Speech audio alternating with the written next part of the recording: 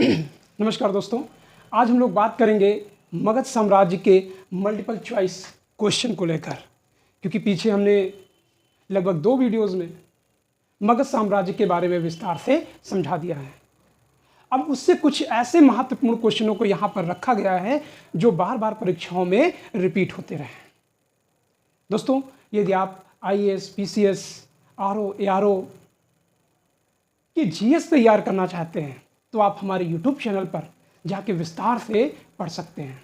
हाँ, अगर आप TGT, PGT, LT ग्रेड का एग्ज़ाम देना चाहते हैं, assistant professor, UGC net JRF का एग्ज़ाम देना चाहते हैं, तभी आपके लिए बहुत महत्वपूर्ण क्लासेस हैं। तो शुरू करते हैं मल्टीपल चॉइस क्वेश्चन। एक एक क्वेश्चनों को हम लोग देखते हैं और उसके बाद उसको सॉल्व करते हैं। दोस्तों, पहला जो प्रश्न है हमारे सामने, और वो प्रश्न है, मनुस्मृति में सरस्वती और दुष्यंती नदियों के बीच के प्रदेश को किस नाम से परिभाषित किया गया है। बहुत ही महत्वपूर्ण क्वेश्चन है और अक्सर ये पूछा जाता रहा और इस पर बड़ी कंफ्यूजन भी बनी रहती है छात्रों को। 2 नदियां कौन सी हैं? पहले तो ग्रंथ देखिएगा, ये ग्रंथ है मनुस्मृति, और कौन सी 2 नदियों की बात कहे जा रहे हैं? सरस्वती और दुष्यंती। अब दोस्तों, आप सबको पता है कि सरस्वती नदी कहाँ पर है? हरियाणा और राजस्थान वाले क्षेत्र में। तो ये सरस्वती नदी हो गई, और इसकी एक सहायक नदी है दुष्यंती। ठीक है ना, ये सरस्वती नदी हो गई, और ये कौन सी नदी हो गई? दुष्यंती नदी। इन्हीं के बीच का जो ये क्षेत्र है, इसी दोआब को, अब दोआब कहते किसे हैं? 2 नदियों के बीच के क्षेत्र को क्या कहा जाता है? दोआब कहा जाता है। तो ये एक तरीके से सरस्वती और दुष्यंती नदी के बीच का क्या हो गया? दोआब है। और इसी क्षेत्र को क्या कहा गया है? ब्रह्मवर्त क्षेत्र कहा गया है। क्या कहा गया है? ब्रह्मवर्त। ये ध्यान रखिएगा दोस्तों। सप्त सिंधु क्षेत्र कौन सा है? यानी 7 नदियों वाले बीच का क्षेत्र, जिसमें सिंधु, झेलम, चिनाब, रावी, ब्यास, सतलुज, ये सारी नदियां हैं। ब्रह्मवर्त क्षेत्र इन दोनों नदियों के बीच का ये क्षेत्र है, जो यानी सरस्वती और दुष्यंती नदी के बीच। अब आता है ब्रह्मर्षि क्षेत्र किसे कहते हैं? कौन सा क्षेत्र? ब्रह्मर्षि क्षेत्र। दोस्तों, ब्रह्मर्षि में आप लास्ट में देखिए ऋषि शब्द जुड़ा हुआ है। तो ब्रह्मर्षि क्षेत्र किसको कहते हैं ये समझिएगा। दोस्तों, ये गंगा नदी है। कौन सी? गंगा नदी। और ये यमुना नदी है, और प्रयागराज में क्या है? मिल जाती है।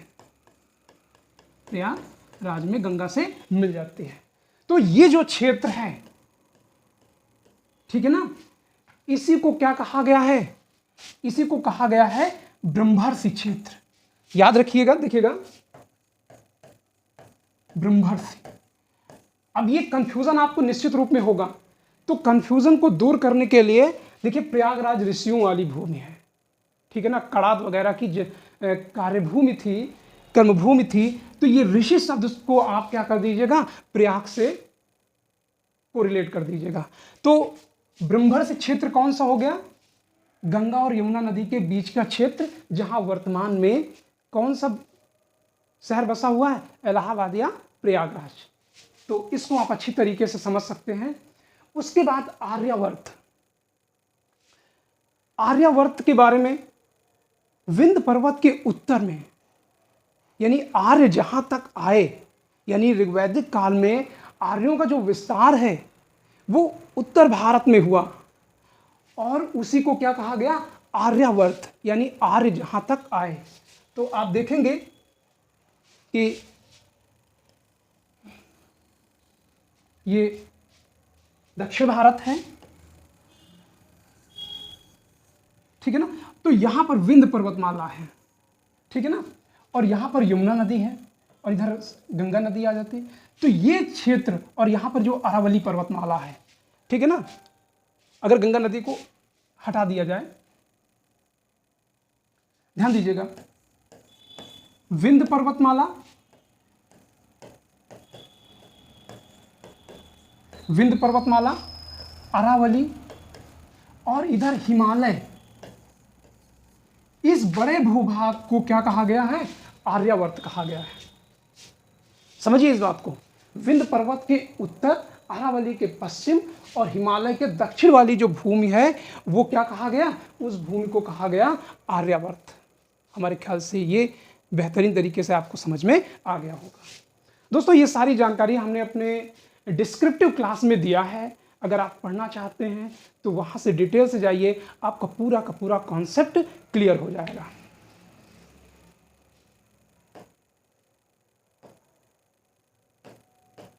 अगला प्रश्न, तो इस तरीके से इसका जो उत्तर हो जाएगा कौन सा होगा? ब्रह्मर्षि हो जाएगा। ठीक है, अगला हम लोग देखते हैं, प्राचीन पुष्प कलावती का समीकरण किसके साथ किया जाता है? किसका? पुष्प कलावती का। तो जो पुष्प कलावती का नाम आता है वो चरसद्दा के लिए आता है। ठीक है ना, तो ये ध्यान रखिएगा, ये पूछा गया है। खासकर यूजीसी नेट जीआरएफ का जब एग्जाम हुआ था, जब हमने दिया था, तो ये प्रश्न पूछा गया था, अभी भी हमें अच्छी तरीके से याद है। अगला प्रश्न हम लोग देखते हैं, नंदों का उल्लेख करने वाला प्राचीनतम अभिलेखी प्रमाण कौन सा है? नंदों का मतलब जो नंद शासक हैं, खासकर महापद्म नंद, महापद्म नंद। तो नंद शासकों का उल्लेख जो मिलता है वो किस अभिलेख में मिलता है? कलिंग का एक शासक था खारवेल, तो खारवेल के अभिलेखों में नंद शासकों का वर्णन मिलता है।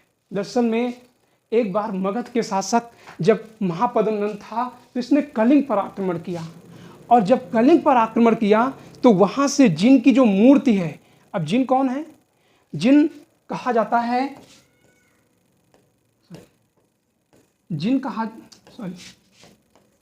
कहा जाता है महावीर स्वामी को, महावीर स्वामी को। तो महावीर स्वामी की मूर्ति को कहां से? कलिंग से उठा लाया था मगध, और जब खारवेल ने मगध पर आक्रमण किया था तो इसको पुनः वहां पर उठा ले गया था, और वही सारी जानकारी किसमें मिलती है? खारवेल के हंथी गुफा या हाथी गुफा अभिलेख में। आइए अगला प्रश्न हम लोग देखते हैं, निम्नलिखित में से किस ग्रंथ में बहुपति प्रथा का साक्ष्य मिला है? यानी जिसमें कई पतियों का उल्लेख मिला हो। तो बहुपति के जो साक्ष्य मिलता है वो कहां से मिलता है? बहुपति आपको पता है कि महाभारत में कौन थे? 5 पांडव, 5 पांडव का नाम आया है, और 5 पांडव की जो पत्नी थी वो कौन थी? द्रौपदी थी। कौन था? द्रौपदी। और द्रौपदी और 5 पांडवों का जो विवाह है वो किस रूप में जाना गया? वो बहुपति प्रथा के रूप में जाना गया है। ठीक है ना, इसीलिए प्रश्न पूछ लिया जाता है कि बहुपति प्रथा का साक्ष्य कहां मिलता है? तो महाभारत में मिलता है।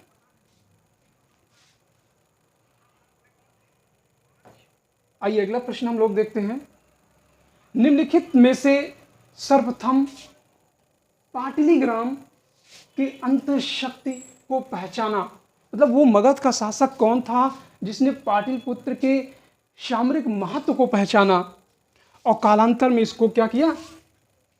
राजधानी के रूप में स्थापित किया। तो कालांतर में वो कौन था? अजात शत्रु था जिसने इसके महत्व को पहचाना। और आप समझिएगा कि 6वीं शताब्दी ईसा पूर्व से लेकर 6वीं शताब्दी ईसा पूर्व से लेकर हर्ष के समय तक, हर्ष से पहले पहले मगध भारत का राजनीतिक केंद्र बिंदु बना रहता है, और लगभग 1000 वर्षों तक, कितने? 1000 वर्षों तक भारत के राजनीतिक केंद्र बिंदु बना रहा। यानी अखंड भारत का नेतृत्व अगर कोई कर सका तो किसने किया? वो मगध ने किया। ठीक है ना।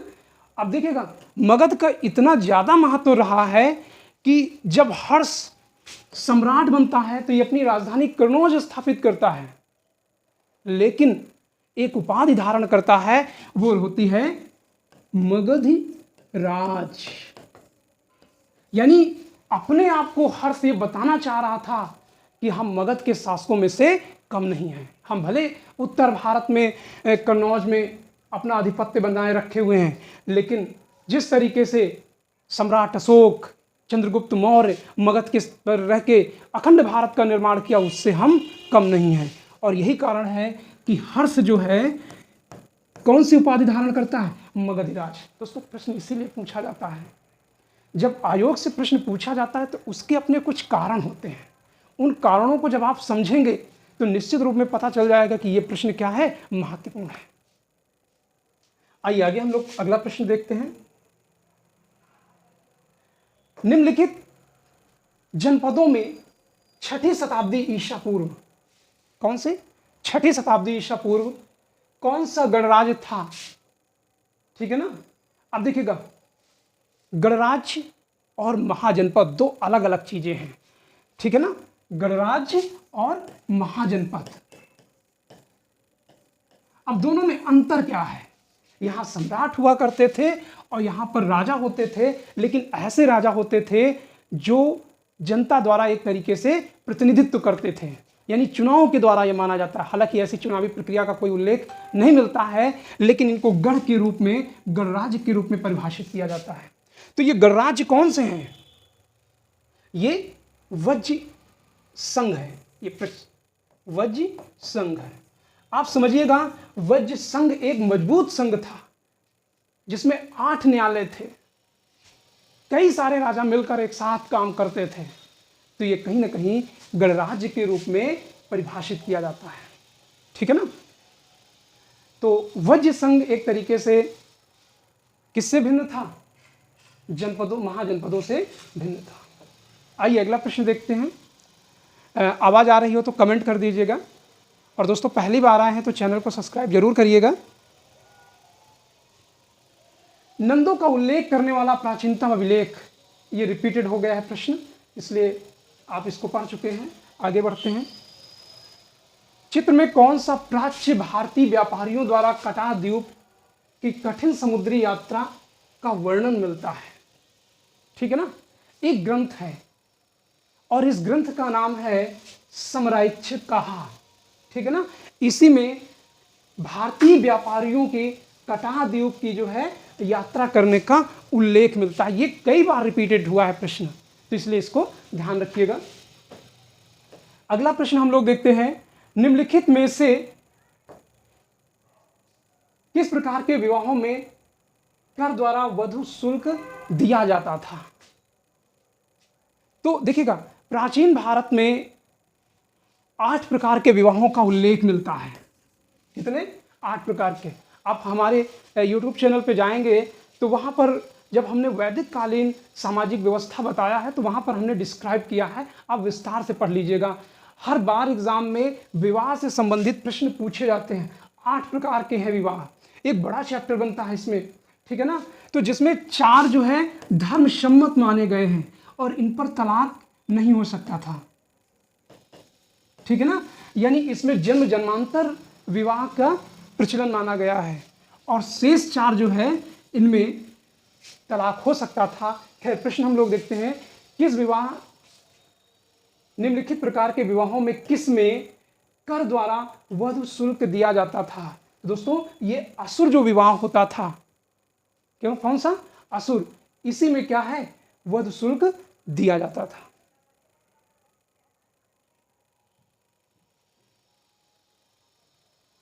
अगला प्रश्न हम लोग देखते हैं।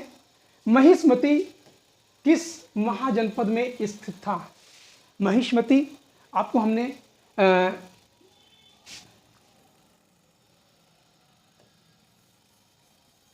ये आपका गुजरात वाला क्षेत्र है, और ये बीच में आपका पड़ेगा मध्य प्रदेश, और यही पर था कौन सा? अवंती। कौन सा था? अवंती। अवंती दो राजधानियां मिलती हैं, उत्तरी अवंती, दो नगर मिलते हैं, उत्तरी अवंती और दक्षिणी अवंती। उत्तरी अवंती और दक्षिणी अवंती। दक्षिणी अवंती। तो उत्तरी अवंती हमने बताया था, याद रखिए, उ से उत्तरी, उ से उज्जैनी। तो उत्तरी अवंती की राजधानी कौन सी थी? उज्जैनी। और दक्षिणी अवंती की कौन सी थी? महेशमती या महेश्वर। महेश्वर। तो इस तरीके से महिष्मती किस क्षेत्र में आ जाएगा? अवंती क्षेत्र में। तो ये इस तरीके से आपका उत्तर अवंती सही हो जाएगा। आइए अगला प्रश्न हम लोग देखते हैं। निम्नलिखित में से कौन वेदांग ज्योतिष के लेखक के रूप में विख्यात था? वेदांग ज्योतिष। तो वेदांग ज्योतिष के लेखक के रूप में लगध मुनि थे। इनको वेदांग ज्योतिष का लेखक के रूप में माना जाता है। अगला प्रश्न हम लोग देखते हैं।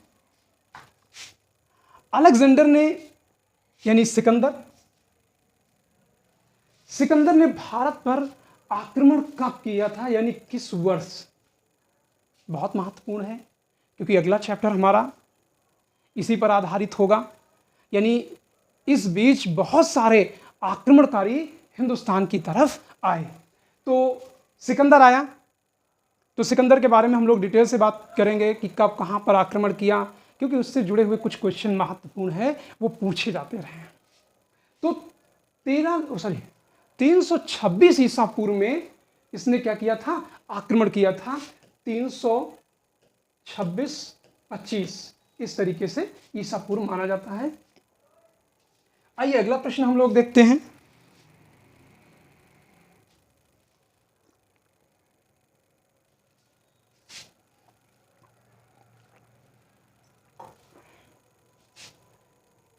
निम्नलिखित आश्रमों को क्रमानुसार बताना है। यानी मानव जीवन को व्यवस्थित रूप से ढालने के लिए जो प्राचीन काल के ऋषि मुनि थे, उन्होंने जीवन को 4 भागों में बांट दिया। पहला था ब्रह्मचर्य आश्रम, ठीक है ना। यानी इस दौरान में जब बच्चा जन्म लेता है, उसके बाद वो शिक्षा ग्रहण करने जाता है, और शिक्षा ग्रहण करके जब आता है तो वो गृहस्थ जीवन में प्रवेश करता है, और इस दौरान वो लगभग 25 वर्ष व्यतीत कर चुका होता है। यानी आश्रमों के आधार पर अगर देखा जाए, मानव का जो जीवन है 100 वर्ष माना गया है, और 25 वर्ष उसने कहाँ बिता दिया? ब्रह्मचर्य आश्रम में। यानी क्या करता है? जब से जन्म होता है उसके बाद शिक्षा प्राप्त करने जाता है। दोस्तों आजकल ये आश्रम खत्म होने का नाम नहीं ले रहा है, ठीक है ना। यानी 50-50 साल तक ये आश्रम बना हुआ है। कौन सा? ब्रह्मचर्य आश्रम। उसके बाद 25 वर्ष तक गुरु के पास रह के शिक्षा ग्रहण करता था, और उसके बाद क्या है? गृहस्थ जीवन में प्रवेश करता था। और गृहस्थ जीवन में 25 से लेकर 50 सालों तक रहता था। किसमें? गृहस्थ जीवन में 25 से 50 वर्ष तक। इसी दौरान वो शादी विवाह करता था, बच्चे होते थे, यज्ञ वगैरह करता था, और कई जो उसके दान होते थे उनको पूरा करता था। तो इस तरीके से गृहस्थ जीवन में वो क्या है? 25 वर्ष में प्रवेश करता था। लेकिन 50वें वर्ष वो क्या है? धीरे धीरे घर छोड़ने का मन बना लेता था। यानी 50 से 75 वर्ष तक ये होता था वानप्रस्थ आश्रम। दोस्तों वानप्रस्थ आश्रम यानी गृहस्थ जीवन से सीधे संन्यास पहुंचना व्यक्ति के लिए आसान नहीं था, क्योंकि व्यक्ति गृहस्थ जीवन में रह रहा है, अचानक वो संन्यास नहीं ग्रहण कर सकता है। क्यों? वो सन्यास ग्रहण किया, अगले दिन उसको याद आएगा, अरे बेटा मेरा स्कूल गया कि नहीं गया, उसको खाना पानी मिल रहा है कि नहीं मिल रहा है, घर वालों की याद आ रही है, वो चला आएगा वापस। तो इस दौर को समाप्त करने के लिए व्यवस्थाकारों ने वानप्रस्थ आश्रम की व्यवस्था की। यानी व्यक्ति शाम को जाएगा या एक दिन के लिए या आधा घंटे के लिए, 2 घंटे के लिए जंगल जाएगा, वहाँ पर ऋषि मुनियों के बीच में रहेगा, भजन कीर्तन करेगा, वापस लौट आएगा शाम तक। फिर घर में रहेगा 1-2 दिन, 4 दिन, फिर जाएगा, फिर 2-2 3 दिन रुकेगा, 4 दिन रुकेगा, 5 दिन रुकेगा। धीरे धीरे घर वाले भी सोच लेते हैं अच्छा वहीं पे रुक गए होंगे, रात हो गई होगी, लोगों के बीच में, साधु सन्यासियों के बीच में। धीरे धीरे गृहस्थ जीवन के जो लोग रहते हैं वहाँ से उसका मोह भंग होने लगता है और घर वालों का भी उससे मोह भंग होने लगता है, बेटों का भी मोह धीरे धीरे भंग होने लगता है। परिणाम स्वरूप वानप्रस्थ आश्रम एक तरीके से सन्यास और गृहस्थ के बीच की एक कड़ी है और धीरे धीरे वो बीता देगा कितना, 75 वर्ष तक। और 75 वर्ष के बाद वो क्या है, सन्यास ग्रहण कर लेगा। कितने लोग सन्यास ग्रहण करते थे? बहुत कम। क्यों? क्योंकि बहुत लोग तो मर जाते थे। आजकल दवाएं हैं तो लोग जिंदा हैं, नहीं तो बहुत कम एज हुआ करती थी। वो बात अलग है कि 2-4 ऋषि मालपुआ खा के लंबे समय तक जिंदा रहे, तो वो उसकी अलग बात है।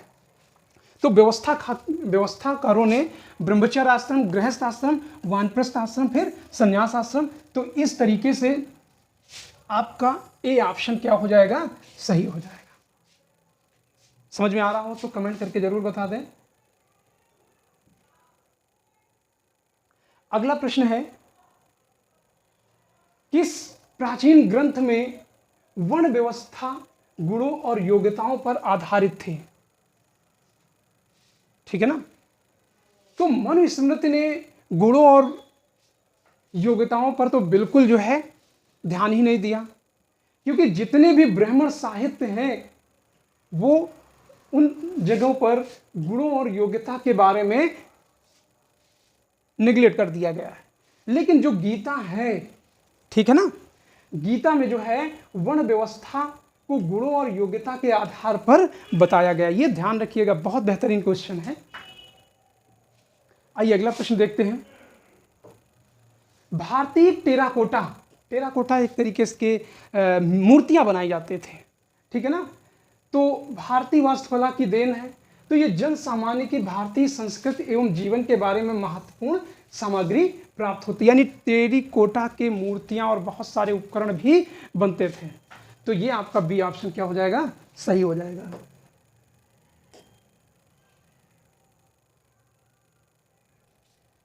किस विधि में वर द्वारा वधु को पिता को शुल्क देकर विवाह होता था?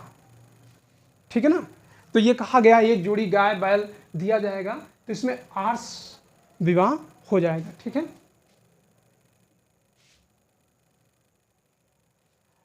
सोपारा कहां स्थित है?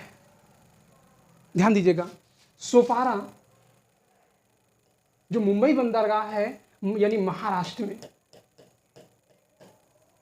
महाराष्ट्र में क्या था, सोपारा स्थित था। सुरपरक बंदरगाह कहां स्थित था? तो ये क्वेश्चन रिपीटेड है, इसको पीछे बताया गया है, आप लोग इसको कमेंट करके बताइएगा। आइए अगला प्रश्न हम लोग देखते हैं। प्राचीन भारतीय सामाजिक संरचना में अनिर्वासित शब्द का संबंध था, यानी किसको अनिर्वासित कहा गया? ठीक है ना। यानी देखिए, ब्राह्मणों को अनिर्वासित, देखिए निर्वासित, अनिर्वासित। निर्वासित मतलब निवास करना, यानी निवास करना। अनिर्वासित मतलब बाहर कर देना।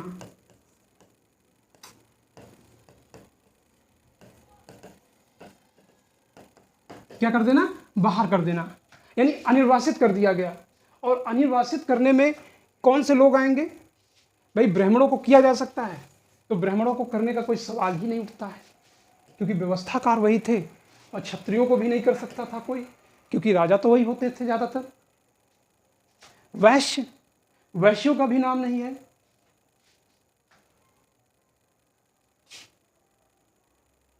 इसमें केवल शूद्रों से संबंधित है। ठीक है,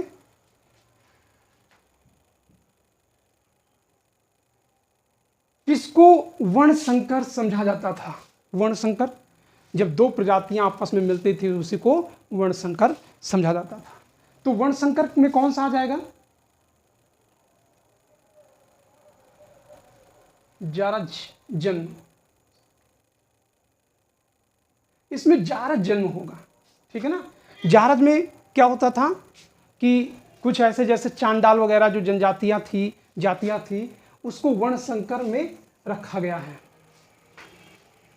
और जारज भी चांडाल में आता है।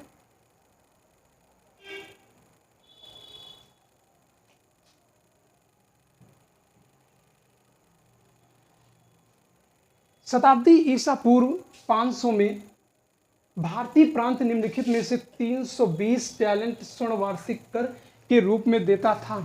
यानी भारत किसको टैक्स के रूप में चुकाता था? तो वो था फारस को चुकाता था। ठीक है ना। कितना? 320 टैलेंट स्वर्ण मुद्राएं फारस को चुकाई जाती थी। तो ये प्रश्न अभी जब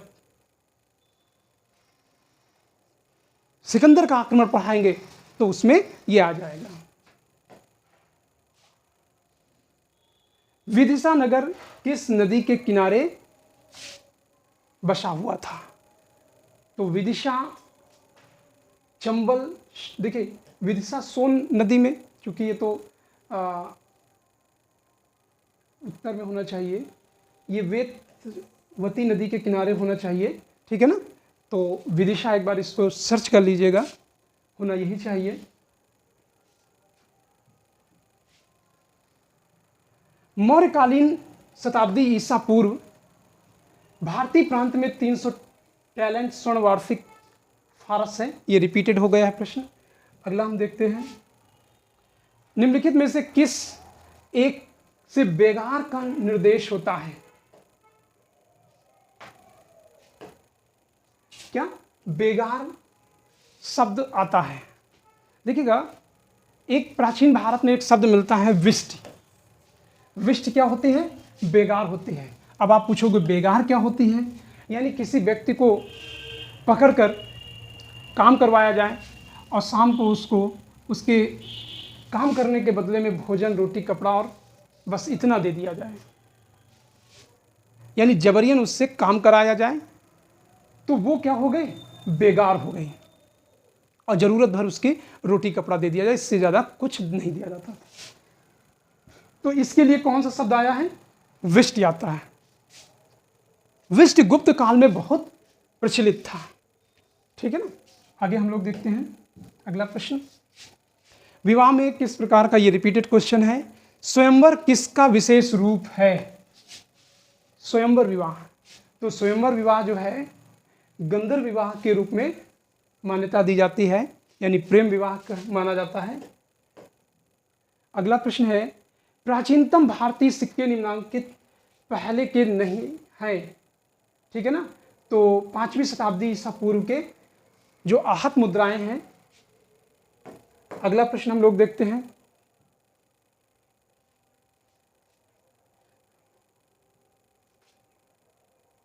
सूत्र काल में ब्राह्मणों को निम्नांकित से विवाह करने की अनुमति थी।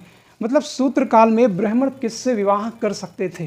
तो ब्राह्मण अपने से नीचे की सभी जातियों से विवाह कर सकते थे। तो ब्राह्मण में विवाह करेगा ही, क्षत्रिय में भी करेगा, वैश्य में भी करेगा, और शूद्र कन्याओं से भी क्या करेगा? विवाह कर सकता था।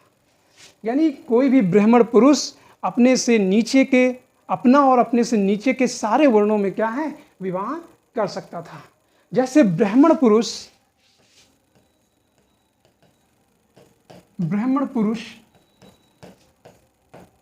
और शूद्र स्त्री,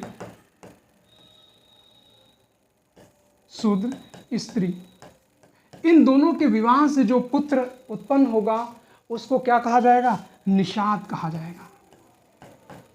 निषाद। अगर शूद्र पुरुष हो जाए और ब्राह्मण महिला हो जाए तो इनसे जो संतान उत्पन्न होगी उसे चांडाल कहा जाएगा। और चांडालों के बारे में हमने अपना एक विस्तृत अलग से वीडियो बताया है कि चांडाल कहाँ रहते थे, उनकी संपत्ति क्या है, कौन कौन सी चीज़ें हैं, कुत्ते गधे मांस ये उनकी संपत्ति होगी, शमशान घाट में रहेंगे। तो ये सारी चीज़ें आपको प्राचीन भारत के इतिहास में समझने को मिलते हैं। वेदों में किसका समावेश है, ठीक है ना? तो कल्प, शिक्षा, निरुक्त, व्याकरण, छंद, ज्योतिषी, इन सबका क्या है, समावेश मिलता है। कौन कौन से हैं? कल्प, शिक्षा, निरुक्त, व्याकरण, छंद और ज्योतिषी।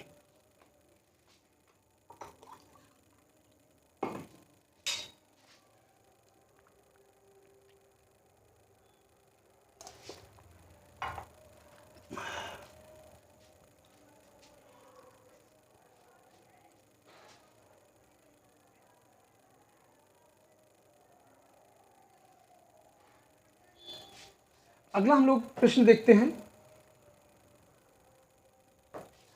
खरोष्ठी लिपि की उत्पत्ति किससे हुई है? तो खरोष्ठी लिपि की उत्पत्ति आरामाइक से हुई है, ठीक है ना? किससे हुई है? आरामाइक से हुई है। अगला प्रश्न हम लोग देखते हैं, जीवन में सेवा उसका हिस्सा था और ये किस पर लागू था? तो जाहिर सी बात है शूद्र वर्गों पर लागू था कि जीवन में उसको क्या करना है, ऊपर के तीनों वर्णों ब्राह्मण, क्षत्रिय और वैश्य, इन तीनों की क्या करना है, सेवा करना है। फिर अगला प्रश्न हम लोग देखते हैं, संस्कार की संकल्पना सबसे पहली बार कहाँ पर मिलती है? तो ये कहाँ पर मिलती है, इसको देख लीजिएगा। संस्कार धर्म सूत्रों में होना चाहिए था, ठीक है ना? थोड़ा सा कंफ्यूजन हो रहा है इस प्रश्न को लेकर। निम्नलिखित में से कौन सा एक आहत या पंचमार्क सिक्कों के विषय में सही नहीं है? तो आप देखेंगे भारत में सबसे पहले विद्यमान सिक्के थे, हालांकि इससे पहले निश्चय मिलता है, लेकिन वो एक गले में पहनने वाला सोने का टुकड़ा था जिसको समय समय पर उपयोग कर लिया जाता था, तो उसको सिक्कों के रूप में नहीं माना जा सकता। किसको? निष्क को। लेकिन ये क्या था, सही था। उन पर एक से अधिक पंच मोहरे थे, हमने पंचमार्क के बारे में बताया था, अभी आगे फिर बताएंगे, ठीक है ना? उन पर अनेक प्रकार के प्रतीक थे, ये भी हमने पिछली वीडियो में बताया था।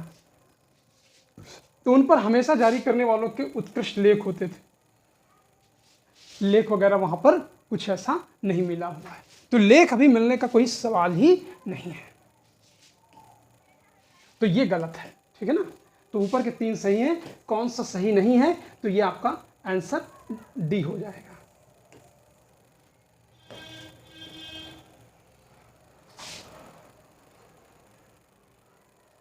निर्वासित, या इसी को हम कह सकते हैं निर्वासित या अनिर्वासित या अवर्जित शब्दों का उल्लेख कहाँ पर मिलता है? तो पाणिनि की अष्टाध्यायी में यह मिलता है।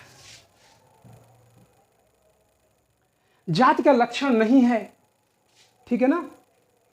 तो अंतर्विवाह ये भी है, श्रम विभाजन, आनुवंशिकता, तो ये जो है नहीं है। महाभारत के सर्वप्रथम तमिल में अनुवादक थे, तो अनुवादक कौन थे? वो पेरुंदनार थे।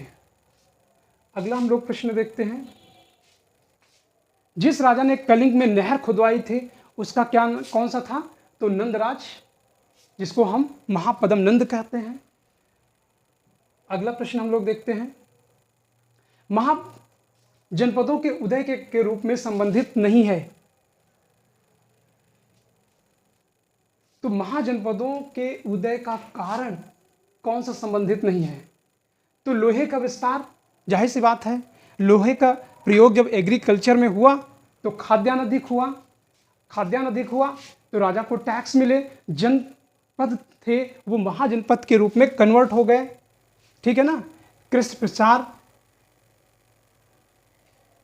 और व्यापार तथा नगरीकरण का भी विकास, ये भी सही है। तो इसमें विदेशियों द्वारा विजित होने का भय, यानी विदेशियों द्वारा जीत हो जाने के कारण, तो ये आपका उत्तर संबंधित नहीं था, यानी आपका ए सही हो जाएगा। प्राचीन काल में विवाह में निम्नलिखित में किस में रूप में वर वधु को संरक्षक पिता को एक गाय और बैल देता था, तो वो था आर्ष विवाह में, ठीक है ना। द्वितीय नगरीकरण इंगित करता है, तो ये गंगा घाटी के नगरीकरण संस्कृत से संबंधित है, तो ये आपका भी सही हो जाएगा। निम्नलिखित में से किस मूल पाठ में भारतीय गणितीय लेखन से संबंधित प्राचीनतम साक्ष्य मिलते हैं? तो दोस्तों शुल्ब सूत्र में यज्ञ की जो वेदियां होती थी उनकी माप तौल, माप डोरी की माप भी बताई गई थी, ठीक है ना। तो इस तरीके से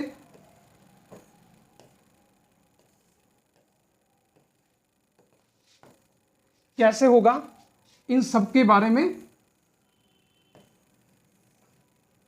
यानी ये हवन कुंड, तो जो यज्ञ वेदियां वगैरह बनती थी उनकी माप के बारे में मिलता है। इसीलिए कहा जाता है बीज गणित का पहली बार जो उल्लेख है वो शुल्ब सूत्र में मिलता है, या रेखा गणित का पहली बार उल्लेख शुल्ब सूत्र में मिलता है।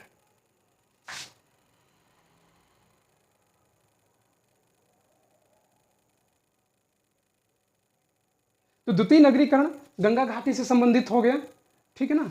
अगला प्रश्न देखते हैं, मगध पर शासन करने वाले शासकों का सही कालक्रम क्या है? दोस्तों ये ध्यान रखिएगा कि जो शासन क्रम है यहाँ पर दो नाम आपको कंफ्यूज करने के लिए दिया गया है, एक बिंदुसार है, दूसरा बिंबिसार है। तो बिंबिसार पहले आएगा, बिंदुसार बाद में आएगा, ठीक है ना। तो बिंबिसार पहले आएगा, ठीक है ना।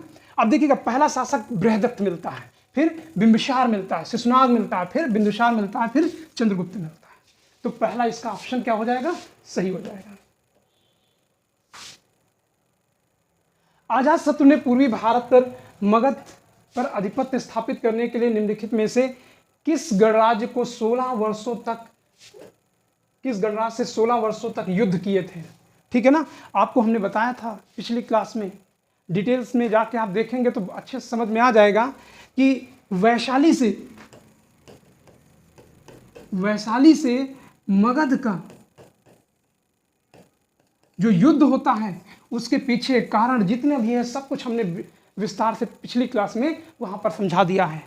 तो वैशाली में वज्र संघ था, कई राजाओं का एक तरीके से समूह था, और इसको जीतने के लिए अजातशत्रु ने अपने दो मंत्री, एक वशिष्ठार और दूसरा सुनीध को कहां भेजा था? वैशाली भेजा था। और वहीं पर इन लोगों ने क्या किया, उन राजाओं के बीच मतभेद उत्पन्न कर दिया, और उसके बाद अजातशत्रु ने मगध से वैशाली पे आक्रमण कर दिया। फिर भी इसको जीतने में लगभग 16 साल से लग गए, और इसी में बताया गया महाशिलाकंटक और महाशिलाकंटक और रथमूसल जैसे युद्धास्त्रों का प्रयोग किया गया था। आइए अगला प्रश्न हम लोग देखते हैं।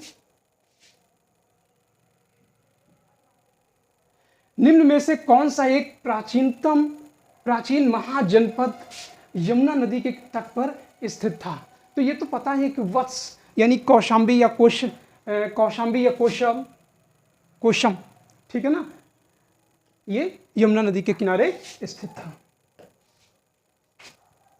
बौद्ध साहित्य में उल्लिखित महाजनपद काल में अवंती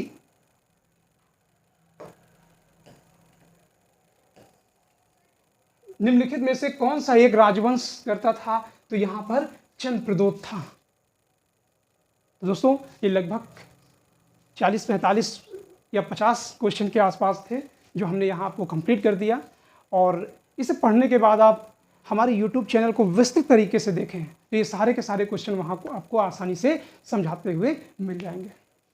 दोस्तों, ये वीडियो कैसे लगे, अच्छी लगे तो चैनल को सब्सक्राइब करिए, लाइक करिए और अपने दोस्तों को शेयर करिए। Thank you.